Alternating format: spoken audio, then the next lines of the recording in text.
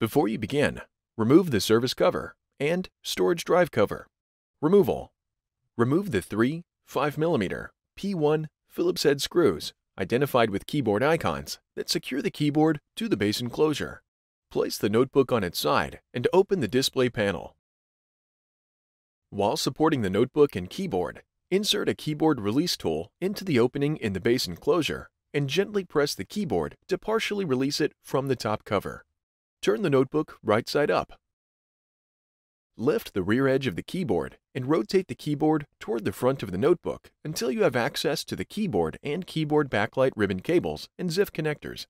Caution: take care not to scratch the top cover. Using minimal force, lift the locking bar up on the keyboard backlight ZIF connector and disconnect the keyboard backlight ribbon cable from the system board.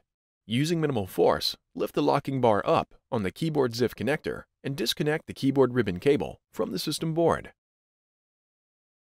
Remove the keyboard from the base enclosure. Reverse this procedure to install the keyboard.